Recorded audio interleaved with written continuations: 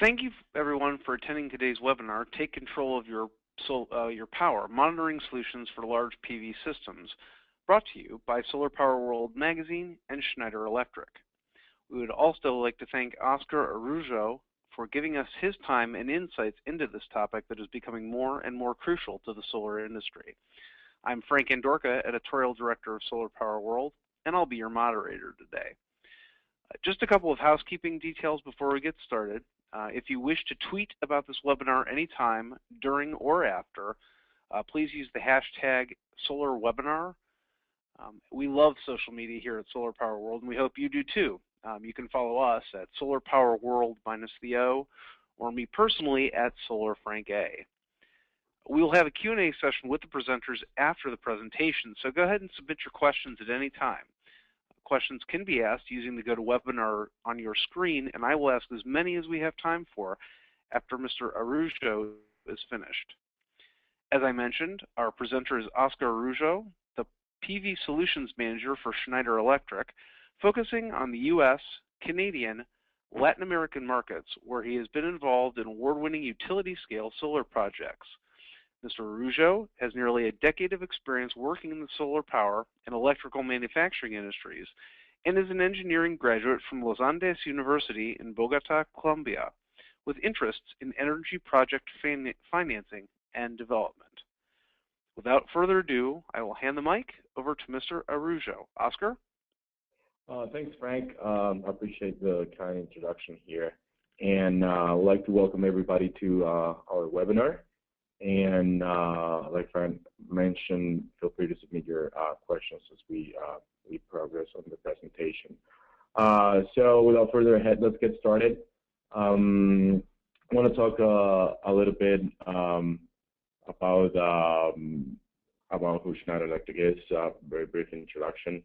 We're a French company with operations in over 130 countries around the world.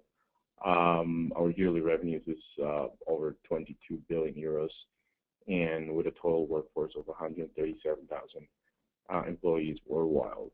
We're active in all of the major markets around the world, and for those who need more information, you can also visit our website, www.schneiderelectric.com. So for today, I have prepared a presentation with the following points. First, we'd like to give you the objectives and general information and functionalities of a monitoring system. Then present you with typical system architectures for monitoring system or SCADA systems for PV utility scale plants. And then how to use alerts and other type of information to optimize your operation and your revenue on utility scale PV systems. And finally, some conclusions on what to look for a solution, a quality monitoring solution. With that in mind, let's get started. And if anything, I would like to take you back today with three main points of a monitoring system. We want to basically operate efficiently PV installation. We want to measure performance of a PV installation, and we would like to fulfill service contracts that we may have in a power plant. So those are the main three objectives of any monitoring system, and we'll discuss in detail a little bit each one of these objectives. Like, to operate efficiently, basically you need to provide your O&M crews with real-time information of what's going on in the plant.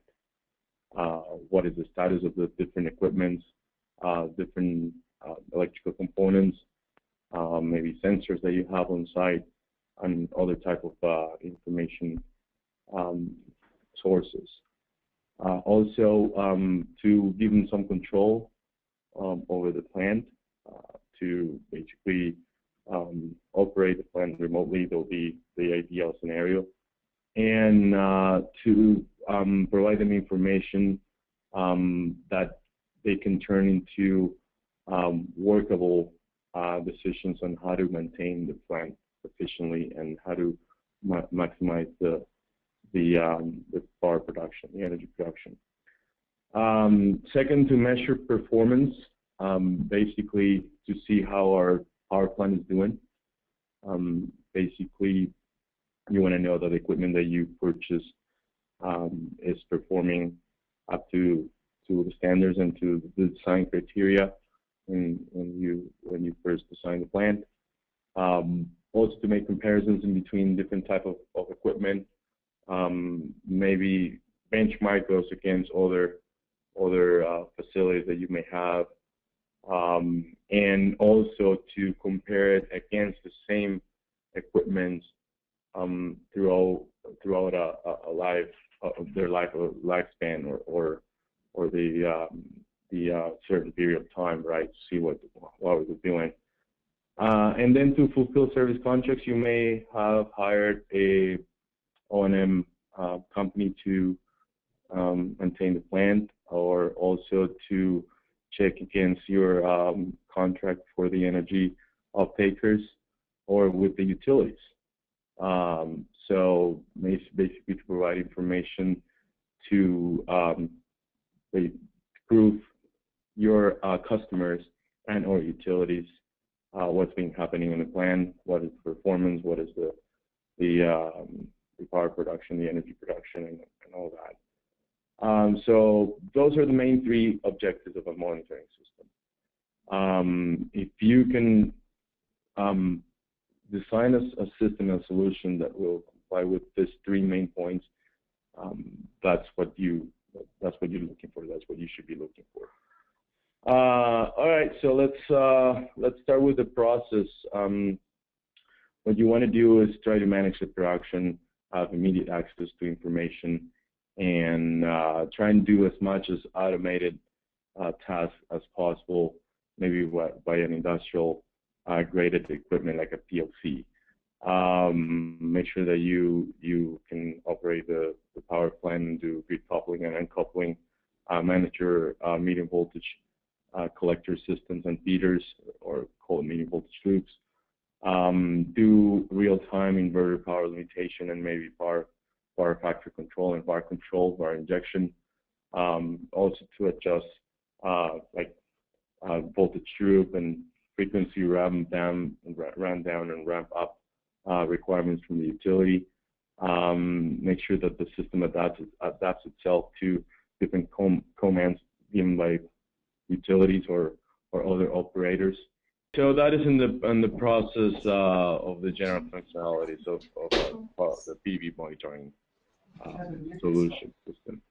All right, so on the supervision side, it's more like a short-term window of time that we're looking for information on the site, on the production status. Make sure that we keep track on all the alarms and measurements. Do remote control of the equipment on site, and it's a system that basically manages alarms and send warnings to operators to take action. Maybe we need to reset an equipment, maybe an inverter, maybe we need to trip a breaker, we need to repair something or bring up online some other piece of equipment. Basically, it provides solution for O&M and to dispatch crews on site. And usually you need to keep this type of information for 40 days or more, just to make sure that we have enough history for the maintenance crews to troubleshoot, let's say, a piece of equipment that failed, and you need to do analysis on why it failed. And then on the long-term monitoring functionality of a system, you need to analyze the production. It's a medium to long-term time of window, and basically this is where you come up with maintenance plans, and you want to keep historical data for over 20 years, especially on a database, maybe an SQL or an Oracle database, the one that we use in Schneider Electric is based on an SQL database. And you can use that information to create reports. reports that should be standardized, so you have consistency over time, and also you should have functionalities to allow you to create ad hoc reports or customized reports to drill down on data or any specific report that you may want to see. Also, this information will allow you to have like trend analysis, so you can benchmark again your facility with the same facility, maybe keep track of your PR, your performance ratio, and other performance indicators that you may have contracted with the O&M or with the facility owner. Those are the general functionalities on sorry, I think we went too far, on a monitoring system. So who are the stakeholders on a monitoring solution? So basically investors, they want to make sure that they have they're keeping track on their operational expenses and their return on investment. The operation and maintenance crews, so they can analyze trends, come up with O&M plans, and also to manage the alarms and alerts. Utilities and grid operators, basically to have control on the production and on the PV power plant. Maybe they want to change parameters. They want the facility to start injecting more bars or produce power at a different power factor, or they need to ramp down the production. They need to curtail the facility depending on the grid operator, on the control center on the grid operator. So it gives access to utilities and grid operators to do that, and also to system integrators. When you design a monitoring solution that is more like a cookie cutter approach, you reduce engineering time when designing your facilities, your PV facilities. So these are the main stakeholders that we see on a monitoring solution and who benefits from a well-conceived monitoring solution. So let's talk a little bit about system architecture. System architecture, basically, where are the sources of information. We have the production, which is the energy production is at the solar panels, right? And then you start combining all of those circuits into what we call array boxes or combiner boxes. And this is the first point sometimes where you start gathering information on your PV facility. From your combiner box or array box, you move into the PV box, what we call the PV box, which is a power conversion substation, is basically where the inverters are, and where the magic happens when the energy is converted from DC to AC. And they provide a lot of information, right? They give a lot of information that we'll use later for producing reports and generating alarms and things like that. So it's an important piece of the puzzle. Then after you convert the power into AC, you typically have an AC collection system in your PV facility, and you have like a AC medium voltage feeder typically, and all of that connects back into the grid tie substation, or what we call the grid box. And that is another component or information source for the monitoring system, because this will tell you how the AC side of the power plant is operating. So we're monitoring all of these components and all of these stages of the power generation, power conversion, and delivering to the grid. And then we acquire information from all of these different components in one of these different levels. So let's talk a little bit about each one of the components. For example, in the array boxes or combiner boxes, we try and pull data every 2 seconds. We want to use components that are very robust and and usually can withstand all of the elements. These combiner boxes are typically installed out in the field and can be subject to different variations on temperature and wind, snow, all kinds of what we say beating by the elements. Typically, they are ranging between 32 and 16 strings each. So they collect from all the different strings on the panels. And in Europe, they tend to monitor each one of these currents. And that trend is becoming more and more in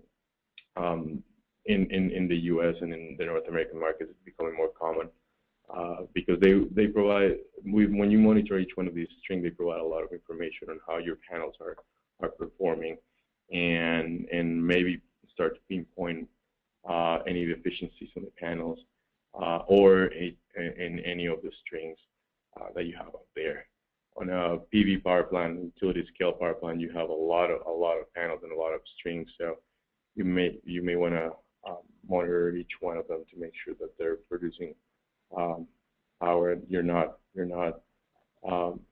basically missing out on any of that information. Typically, they come with surge protection, and some of them also integrate some weather sensors and some temperature and irradiance sensors too. It can be actually sensors that you install out in the field, or via like a weather station and a data logger, then basically piggyback into the communication system of the combiner boxes to send the data back to the main data collection system or server. Some of them actually include a remote switch, so you can trip this remotely and open the circuit and allow your O&M crews to go on site and perform any maintenance activities safely. When we move into the PV box, we want to have a box, a communication box, that will collect the information from those array boxes or combiner boxes out in the field, but that will also talk to the inverters locally at the PV box or at the power conversion substation. Also, we'll talk to different components like energy meters and power meters that you may have at the power conversion substation, and or medium voltage equipment and power transformers. You may have some sensors there that you wanna grab the information and log it into the monitoring system. Also, it provides some two-way communication, and you can actually operate any device like a motorized breaker if it's available. Maybe you can trip the breaker via like a relay dry contact, and you can get very creative with this, right? So the idea is that all of these communication boxes are two-way systems that you can use to not just collect the data, but you can also go and change, for example, parameters on the inverters. You can troubleshoot and acknowledge alarms on the inverters. You can activate and deactivate any options that you may have on different equipments like energy and power meters and things like that, right? So we're moving more into more like a SCADA system rather than just a monitoring solution as it was in the past. Also, this communication should be able to manage this communication box should be able to manage the communication with the combiner boxes out in the field. When we move into the grid box, moving upstream on the power production chain, basically it's the same as the PV box. It's the same as in the power's conversion substation. Here we want to basically not just talk to inverters, because we don't have inverters there anymore, but we have a lineup of medium voltage switchgear. We have different measurement and protection equipment at the grid tie substation that we want to talk to. We may have other other equipment at the grid-tie substation that we wanna talk to, like UPSs or different sensors. So this box is very similar to the other one, but also acts as a collection system for all the data that you have throughout the facility, the PV plant.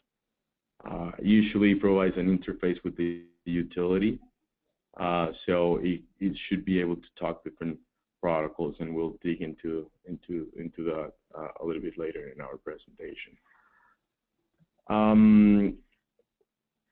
So let's talk a little bit about the actual physical architecture of the monitoring solution. Basically, it's based on a fiber optic Ethernet ring. Depending on the physical layout of the plant, you may use a multi-node or a single node fiber ring. Depends on the distance restrictions and all that. But it's typically like that. So it's a backbone ring that you basically connect each one of the PV boxes and the grid box to it. And if you lose communication in any point, then the communication routes the other way around back to the main grid tie substation, the main grid box. You may have a centralized architecture like this one that we're looking at, where all the servers are actually at the grid tie substation in the PV plant at the site location, and you use the internet to access the information via clients from your laptop, or the system actually sends SMS alerts to your phones and smartphones. So all of the system here is on site, and the servers to manage the communication in between the different components, and that actually give you access to the system via like a web portal are on site, right? So this is a good solution when you have a good internet connection to site, because all the assets are part of are on site on the PV plant. But then if you have a communication restriction, you can use a remote configuration or system architecture, where basically you're using the internet as media to transfer information back to, for example, a data center where you're going to host your servers, and use the broadband access of the data center as a connection to your clients via a web portal on your laptop, or through your smartphone, or through your feature phone for SMS alerts, right? So the internet, we're using it as an extension of the internal fiber optic ring on the PV plant, and all the processing and data storage is actually done off-site in a controlled environment in the data center. So you may ask, like, what happens if you lose communication? Well, the system is designed as such that you will have data storage at different levels on the monitoring system. So you will have some data storage all the way down to the array box level, and then up into the PV box, and then moreover into the grid box. So if you lose communication, basically you get up to 40 days minimum, like we said before, of data storage. And then when the communication gets reestablished, the system synchronizes itself, and the servers in the main data center get updated. So that's the idea with the remote architecture. This is more geared towards facilities that can have a good internet access. So our users are not basically waiting for the servers on site to respond to their comments and data queries. They're basically going and logging into a server that is in a controlled environment in a data center. Also, this system architecture is geared more towards owners and asset managers that have multiple site locations in a geographically dispersed area, and that don't need to keep all our assets on site, or are flexible enough to keep the monitoring solution split in between the site and a remote data center. So this works perfectly for that kind of situations. Or you can have a mix where you have basically two sets of servers, one that is on site and it's acting like it's independent system, and then you're using the internet to connect to a data center where you basically are recreating a replica of that server on site, and you're using the server on the data center to provide the information to your users, so the communication is much faster. And those systems are redundant. So if each one of them will fail, then the other one will take over, and vice versa. So it's pretty flexible, and your monitoring solutions should be thought and designed around that, and to meet your needs, right? So how's the data flow on a monitoring system? Basically, you get the all the way down from the array boxes and down and up to the server, right? So there is basically two servers, one running as we saw in the process, one that is running on data acquisition very fast and will provide like a minimum 40 days of data storage, and you can go and create plots and analyze information for an O&M, and that typically gets done on a protocol called Modbus over TCP/IP. Then we can also talk about another protocol called DMP3. If let's say the utility wants to send commands all to our inverters to change operation on like frequency drop, voltage drop, or a ramp down or ramp up condition, they typically talk DMP3 or IEC 16847. So basically, the protocol gets converted at the grid box and then gets sent to our inverters via Modbus.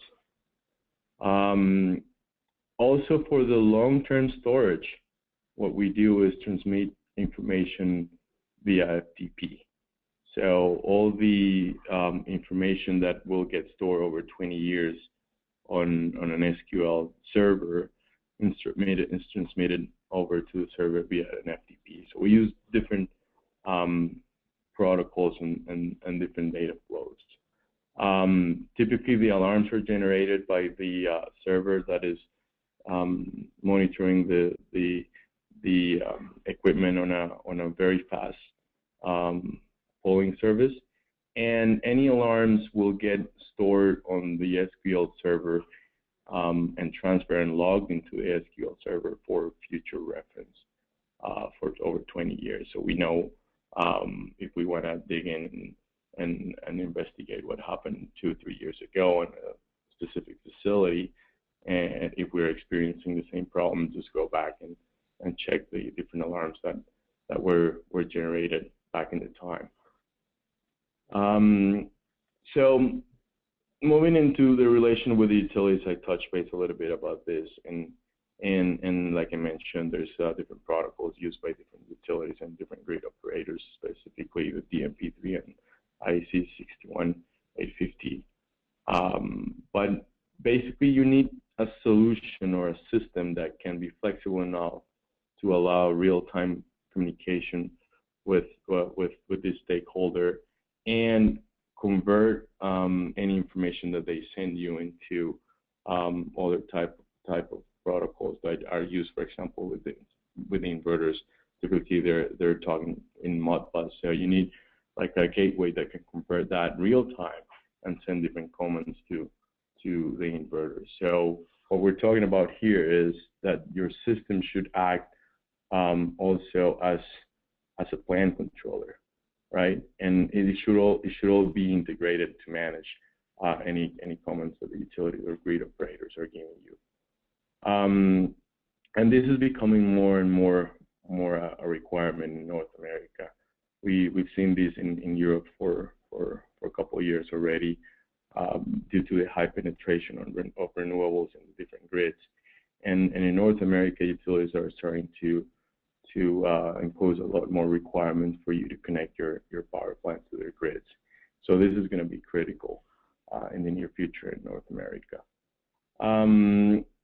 Let's talk a little bit about the alerts and alarms and how to optimize and make the alarm system a little bit more efficient.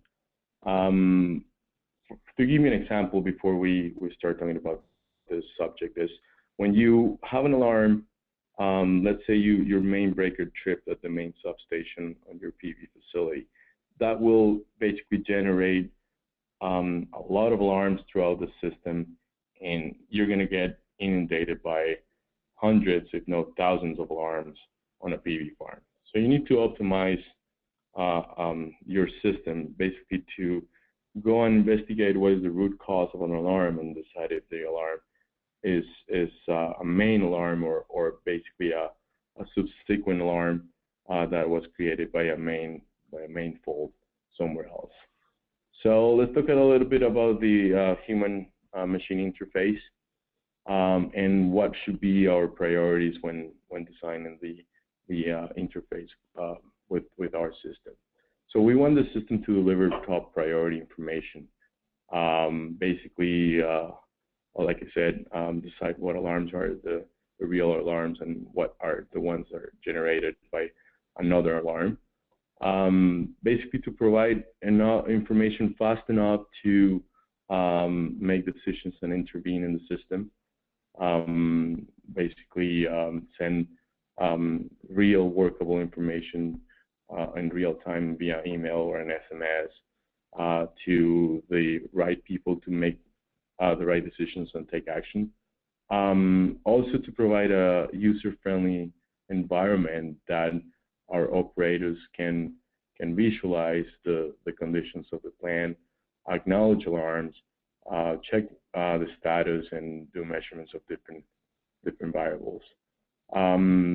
Also, it will be friendly enough to allow you to compare performance of equipment and navigate through different graphs, like zooming in and out, and exporting that information back into another format, like an Excel file, or another type of system that you can use to report back to your customers or your stakeholders.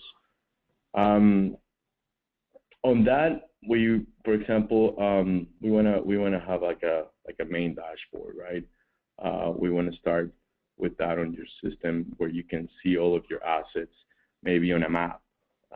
People used to usually like seeing maps, so you can pinpoint very quickly where your assets and your facilities are.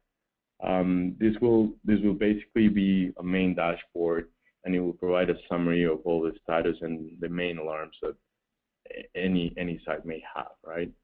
So after you log in, depending on your profile, you can have a profile for operation and maintenance. You can have a profile as an investor, as a finance person trying to track down information for your revenue. You may need access to any equipment specifically and give access to the manufacturer of the equipment to log in and search for data there. So you can have different profiles, and after you log in, then you should see a main dashboard that will give you overall status and alarms and key indicators. And then you can start drilling down on, and for example, click on a site, right? And then once you click on a site, it should give you the status per site, the production, and the main information that you're looking at, and basically all the weather condition. That's important in our industry to know, right, what's happening at the specific site, and basically to give us an idea on how our plant is operating, right? Also, we always keep a section in the bottom for the alarms. Make sure that we know what what the main alarms are on the site, so we can take action on that. And then we can start manipulating the data and extracting data and creating graphs with the system, right? So we can graph any data. We can show in full screen the total production versus the contribution of each one of the power conversion substations. You can zoom in and out and scaling and take this data and export it to another media like Excel.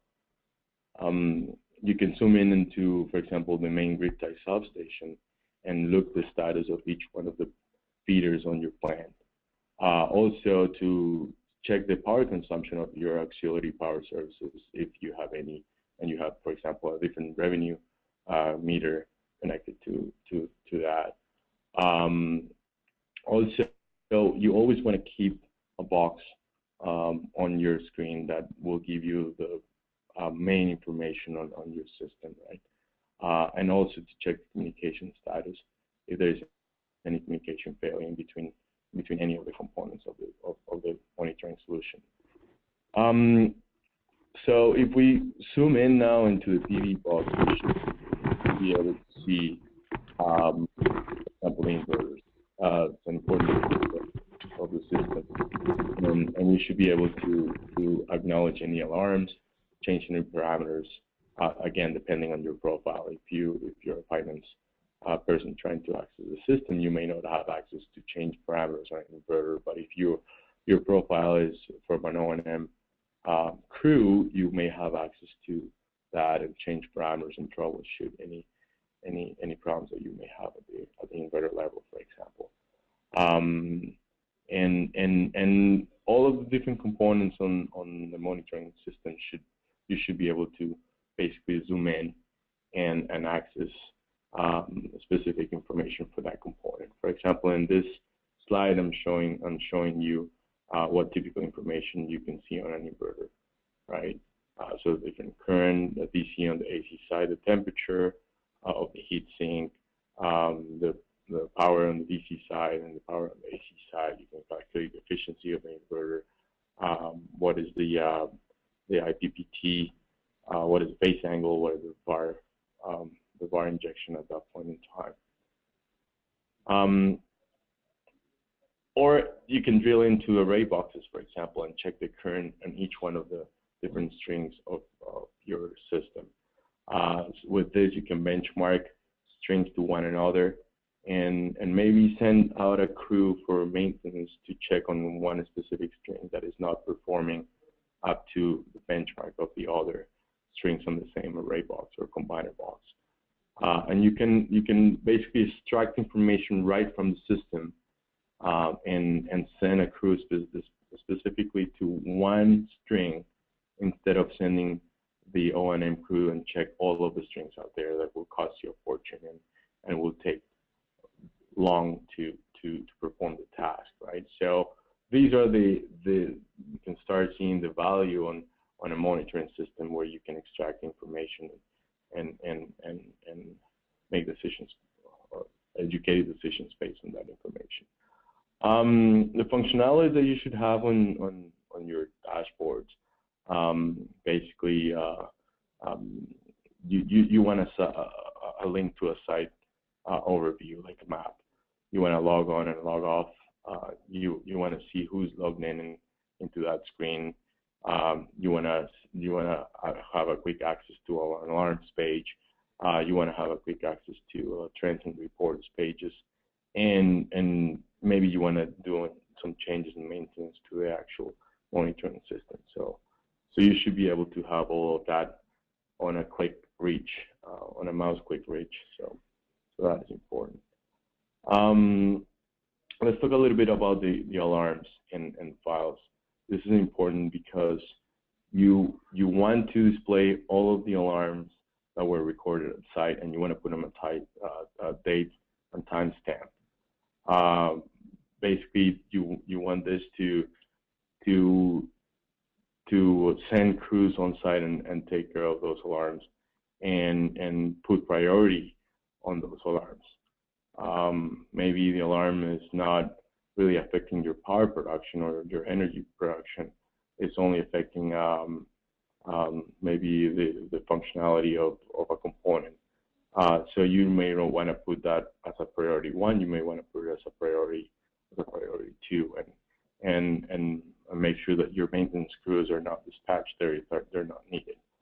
Also, you want to have a log where you can see the alarms that were hitting, for example, when one main fault caused several alarms, but you also may want to make sure that you have access to all of the alarms that were created by the system. So you want to have a screen where you can access all of that and have access to those hitting or secondary alarms. That is important, and that will allow you to make use of your maintenance crew's time very efficiently. For the reports, in the reports screen, you should be able to extract a snapshot of the situation of your power plants at any point in time. You should have some standardized reports that you should work out with your finance and stakeholders to decide what parameters you want, what are your KPIs, and what do you want to measure time over time, and how often you want to measure those parameters, if it's on a monthly basis, on a daily basis, or on a yearly basis. And also, the reports that you have standardized can be automatically produced by the system and sent to emails to different stakeholders. Or you can also access the reports page and create your ad hoc reports, where you can extract the specific information and create data charts and graphs, depending on what you're looking for in the data. Right. So this is a piece of the solution that should be very, very flexible and should be predefined in any monitoring solution. Your system should have a quality certificate. It should be something that has been tested, validated, and has been documented, and typically have followed the ISO 9001 process and has a certificate of compliance. So all of these are the main characteristics of a monitoring equipment and solution, right? So just to wrap up the presentation, I wanted to give you some points on what to look for on a monitoring solution. Basically, access to real-time data. Second, have a standard pre-configured system, more like a cookie cutter approach that will reduce your engineering time designing new plants substantially, but also that is flexible enough to add modules as needed or controls are needed. A system that is that allows you to do automated controls, and also that allows you to remote control, so you don't have to go on site and, for example, trip a breaker. Also works under more like a configuration tool where you can add and remove different modules as needed, and that is reliable, that will be there providing you information, and that you can count on to dispatch on-end crews. And also that is backed up by a company with bankability that will be there to support the system, that will be there to help you troubleshoot the system if needed, and that you can basically count on. So those are the features, and with that, I'll finish my presentation and hand it over back to Frank, and we'll open up for questions. Thanks, Oscar. We really appreciated your thoughts and insights. This topic is one of the hottest ones in the industry, and it's going to be even more so next year. We did have a few questions come in, so let me go ahead and start off with Deepak's question. What kind of automation are you thinking by using PLC?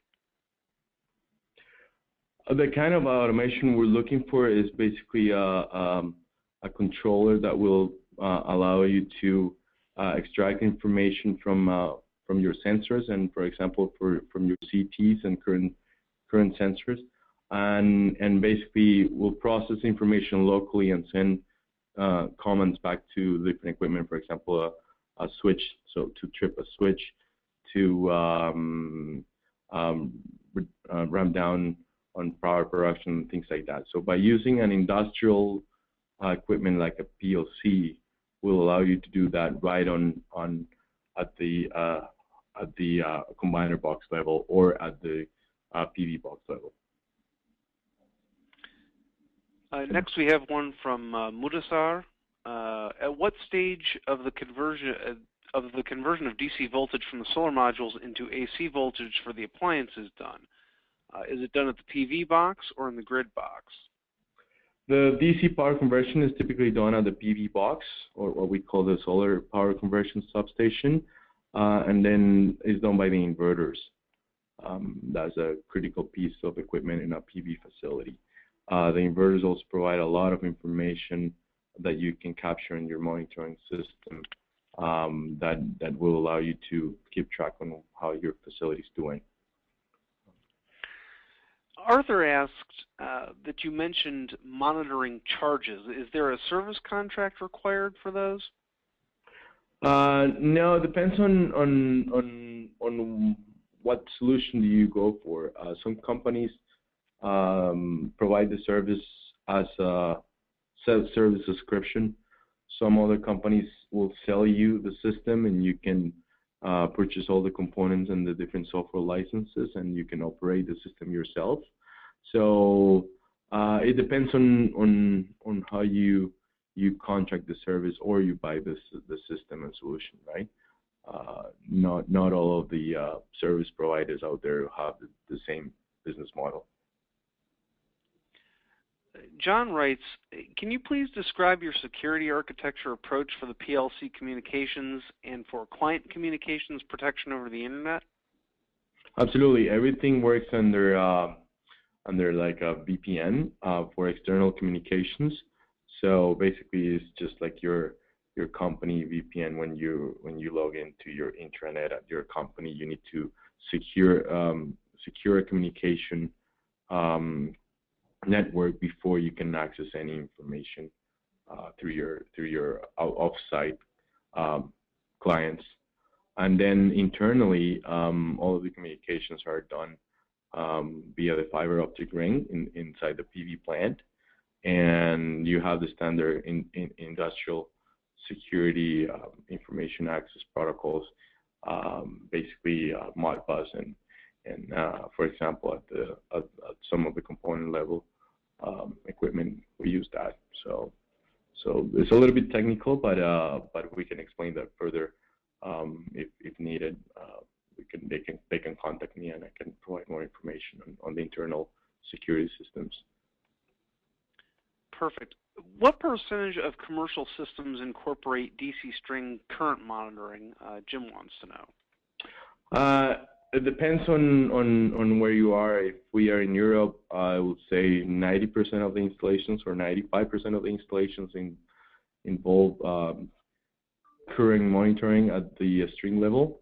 In North America, it's not that common, but we're seeing more interest from different stakeholders to have that level of information, that extra granularity, as we call it. It also comes with a cost adder, but you can see from my presentation how you can use a lot of information to benchmark the production of each one of the strings and basically identify non-performance strings and send out your crews and fix that and investigate the root cause for that, right? James asks, does Schneider have a brand name for the SCADA system, and are there opportunities to get training in your system? Yes, I didn't actually wanted to talk specifically about the Schneider Electric system, but our solution is named Connects Control, and obviously includes all of these features that we present here. I'm available at any time to discuss any opportunities. You can reach me on my email or phone number. On the screen, you'll find the information there, and we can provide further information.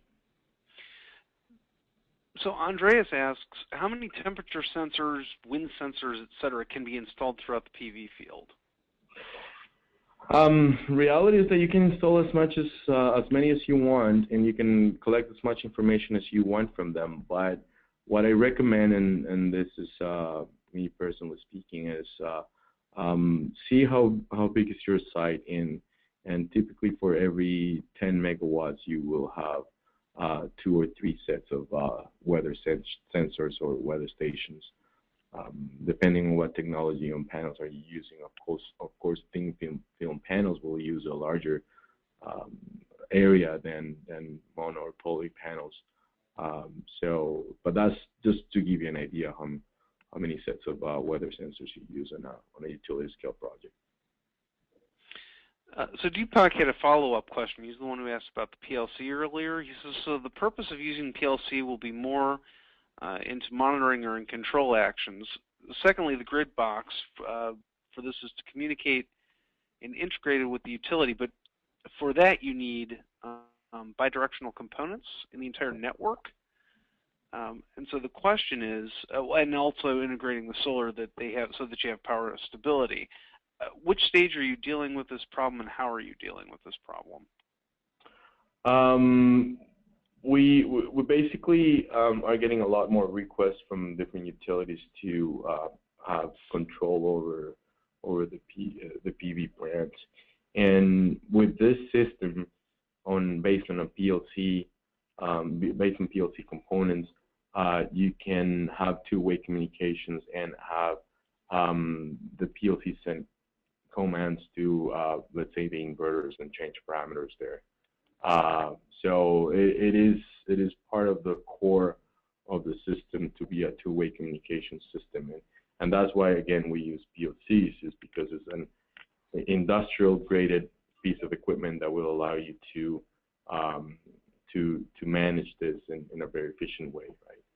So industry automation has been around for decades, and it has been proven very reliable for doing that, and that's the way we're addressing it. Does Schneider use or recommend any specific monitoring system or product? Jamie asked that question. Of course, we recommend our own monitoring system. It's called Connect Control. Francesco asks, can the system be tied into a geographic information system? Yes, we usually have, like on the main dashboard that I showed, we usually have like a map information service. You want to call it Google or Bing or any of the service providers, and you can actually pinpoint your PV plants on the map and look at them as in a geographic spread area, right? So yeah, we can do that absolutely. And most monitoring systems do, not just Schneider. If we talk about the, Mudassar asks, if we talk about the off-grid systems, what kind of information can we monitor regarding the batteries? Well, these systems are designed for a utility scale grid tie system. However, if let's say on the main grid tie substation, we usually have batteries as part of your DC system on the grid tie substation. Well, if you put sensors on those batteries, and those sensors can be wired down to the PLC will be able to grab the information from the sensors, convert it to digital information, and will give it a variable into the monitoring system, and you can access the information remotely, like with any other type of sensor. So it can be easily added, right? So Mark, who wants us to know, he's from the Netherlands, wants to know who decides on what type and what accuracy level of weather sensors should be used. Are there any standards being followed, and if there are, do they differ between Europe and the United States? Yes, there are different standards on accuracy standards that we follow. I'm not too familiar with the specific standards, we'll have to come back to the participant on those standards. But yeah, we basically follow weather sensor standards to comply with our data acquisition and data logging. Well, that's all the time we have for today for questions. But if you have further questions for Mr. Araujo, you can send those questions along to me at FANDORKA@solarpowerworldonline.com, and I'll be sure to pass them along to him. Thanks again to Oscar for his presentation this afternoon, and thank you, everyone for attending this webinar from Solar Power World and Schneider Electric. The presentation will be emailed to everyone later today, and will also be available at www.solarpowerworldonline.com. Thanks, Frank. Bye. Thank you.